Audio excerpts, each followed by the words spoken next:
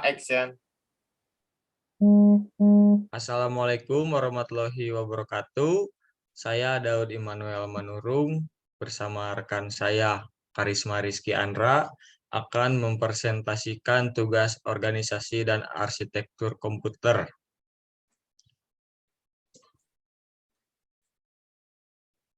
Computer Evolution and Performance, dengan bahasa Indonesia evolusi dan kinerja komputer. Computer Evolution and Performance.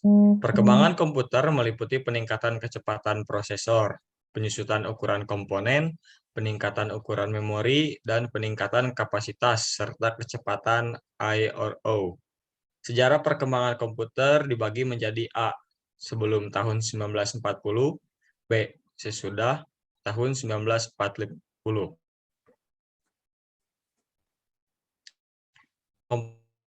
Komputer Evolution and Performance sebelum tahun 1940. Manusia menggunakan jari untuk mengenali dan membilang nomor 1 hingga 10. Selepas itu mereka mulai mengenali nomor-nomor yang lebih besar, tetapi masih menggunakan digit-digit dari 0 hingga 9. Ahli-ahli perniagaan dari negeri Cina, Turki, dan Yunani menggunakan abakus atau sempoa untuk melakukan perhitungan. Pada tahun 1617, John Napier mengemukakan perhitungan logaritma dan menemukan alat yang disebut tulang Napier, Napier's bones. Blaise Pascal menciptakan mesin perhitungan mekanikal pertama pada tahun 1642. Mesin ini beroperasi dengan menggerakkan gear pada roda. Pascal juga telah banyak menyumbang ide dalam bidang matematika. Pada tahun 1816, Charles Babbage membuat The Difference Engine. Mesin ini bisa menyelesaikan masalah perhitungan matematika seperti logaritma secara mekanikal dengan tepat sampai 20 digit. Howard Aiken memperkenalkan penggunaan mesin elektromekanikal yang disebut dengan nama Mark I pada tahun 1937. Bentuknya besar dan berat, serta mengandungi kabel wire yang panjang. Semua operasi di dalam komputer dijalankan oleh tenaga elektromagnetik. Perkembangan komputer meliputi peningkatan kecepatan prosesor, penyusutan ukuran komponen, peningkatan ukuran memori, dan peningkatan kapasitas serta kecepatan I/O. B. Sesudah tahun 1940, komputer generasi pertama. Komputer generasi pertama menggunakan vacuum tube atau tabung vakum untuk menyimpan baris perintah. Vacuum tube yang diperlukan amatlah banyak agar komputer dapat digunakan secara tepat, dan ukuran komputer generasi pertama ini sangat besar. Yang termasuk dalam komputer generasi pertama antara lain A. ENIAC, Electronic Numerical Integrator and Computer. ENIAC didesain dengan dibangun oleh John Mauchly dan John Presper Eckert di Universitas Pennsylvania, di mana Mauchly merupakan guru besar teknik elektro dan Eckert merupakan mahasiswanya yang sudah lulus. Pembangunan ENIAC ini dimulai pada tahun 1943 dengan persetujuan Army Ballistics Research Laboratory, BRL. B. Von Neumann, mesin von Neumann mencetuskan ide mengenai konsep stored program, program penyimpanan. Sebagai pengembangan dari ENIAC, idenya tersebut dipublikasikan dalam bentuk proposal pada tahun 1945 dengan nama EDVAC, Electronic Discrete Variable Computer. Ini adalah bentuk dari komputer ENIAC. Bisa kita lihat komputer ENIAC ini sangatlah rumit dan banyak sekali kabel-kabel dan banyak sekali tombol-tombol. Inilah komputer generasi pertama.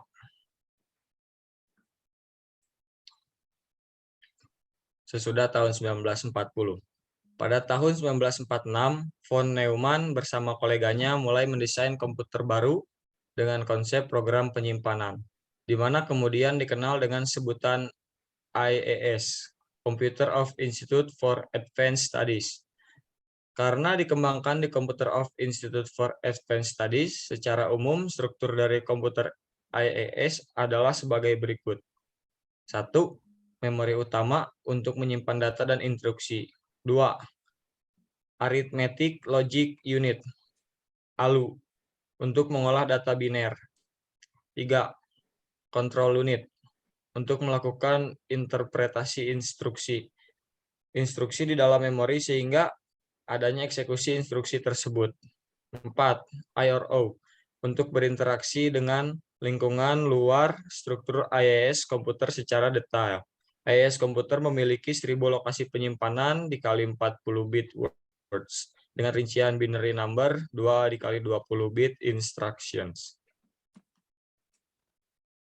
Sesudah tahun 1940, komputer komersial, commercial computer. Pada tahun 1950-an, mulai bermunculan industri komputer antara lain 1947, Eckert Mauchly mendirikan Eckert Mauchly Computer Corporation dengan produknya. Produk yang pertama, UNIVAC One, Universal Automatic Computer, sebagai tulang punggung perhitungan sensus di USA. 2. UNIVAC Two, pada tahun 1950 dengan karakteristik lebih cepat dan memori lebih besar. 1950 muncul dua perusahaan yaitu Sperry dan IBM yang pada saat itu mendominasi pasar. Produk dari IBM antara lain IBM seri 701 tahun 1953 dan IBM seri 702 tahun 1955. Ini adalah bentuk dari komputer UNIVAC. Bisa kita lihat komputer sesudah tahun 1940 pun masih tetap besar dan masih bisa dibilang komputer ini sangatlah rumit. Tidak seperti komputer zaman sekarang yang bisa kita bawa-bawa kemanapun kita mau dan bentuknya pun sangatlah kecil.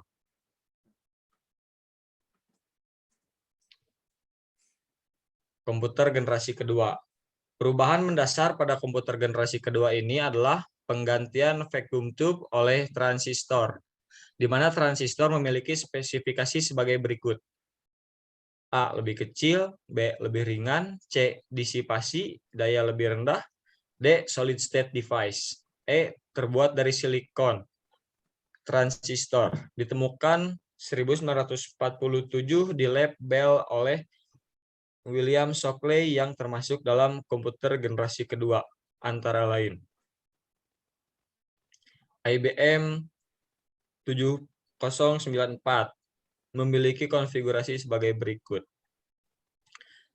IBM 7094 dibuat dengan tujuan kemampuannya semakin meningkat, kapasitasnya semakin besar, dan biayanya semakin kecil. DIC PDP-1, Digital Equipment Corporation, DIC, tahun 1957 meluncurkan komputer pertamanya yaitu PDP-1. Ini bentuk konfigurasi dari IBM 7094.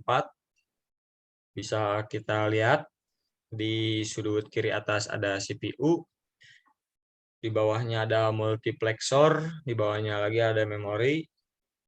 Multiplexor terhubung kepada data channel. Ada 4 data channel di sana. Dan garisnya adalah jalur keluar masuk data kepada multiplexor, lalu dibagikan ke CPU dan memori.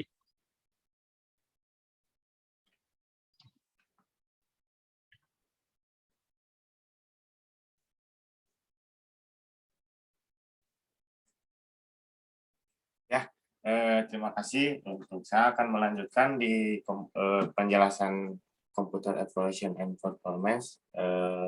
Terima kasih sebelumnya kepada Bang Daud. Saya akan melanjutkan materi di komputer generasi ketiga. Komputer generasi ketiga memasuki era microelectronics sebagai pengganti transistor. Microelectronics merupakan dasar penemuan dari integrated circuit atau lintas yang terintegrasi. Mikroelektronik merupakan benar-benar small elektronik yang dapat dibuat dengan semikonduktor. Contohnya, yang pertama silikon wafer, mikroelektronik lebih dikenal dengan nama chip. 2. Kedapatan komponen dalam sebuah chip meningkat. Yang ketiga, Gordon Moore, co-founder of Intel. Keempat, jumlah transistor dalam chip menjadi 2 kali lipat tiap tahunnya. Yang kelima, sejak 1970 perkembangan agak lambat. Yang keenam, jumlah transistor menjadi 2 kali dalam sebuah chip berkembang tiap 18 bulan. Yang ketujuh, harga dari chip rata-rata tetap tidak berubah. Yang kedelapan, higher packing density berarti jalur elektronik lebih pendek, kemampuan makin meningkat. Yang kesembilan, ukuran yang mengecil meningkatkan fleksibilitas. Yang kesepuluh, mengurangi daya dan membutuhkan pendinginan.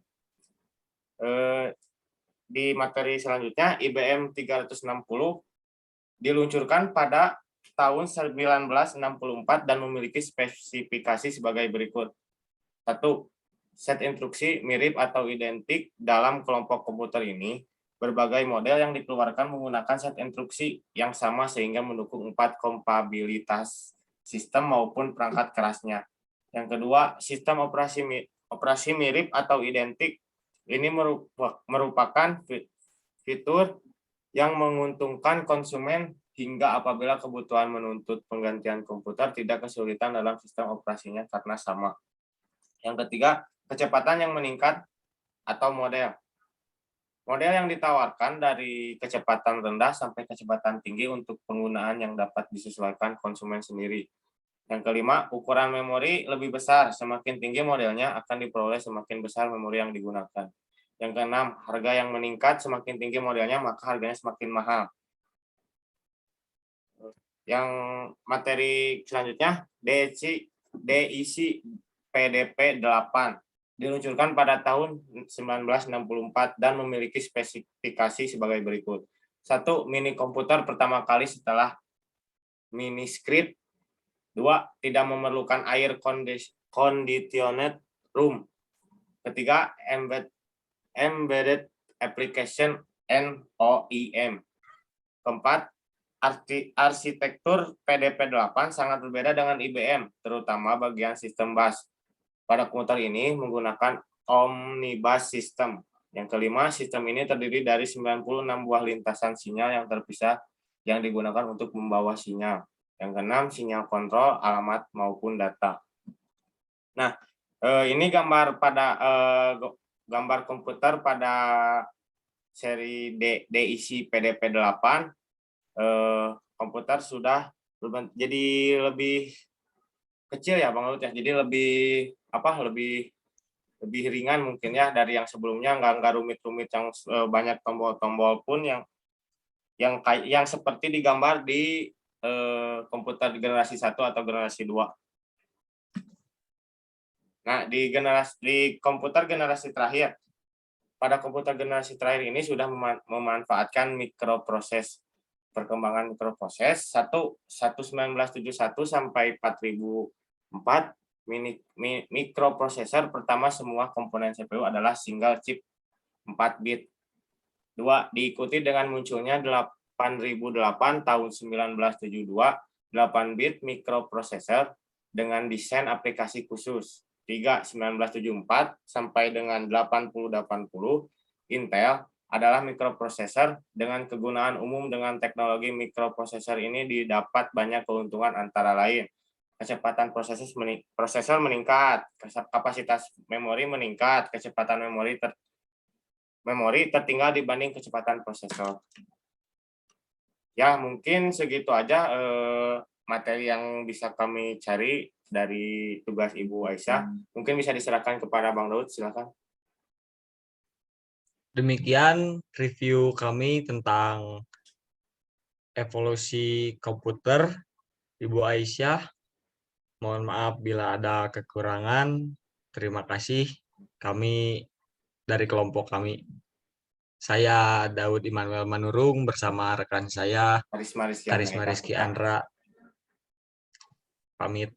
Terima kasih, Bu. Ya, terima kasih.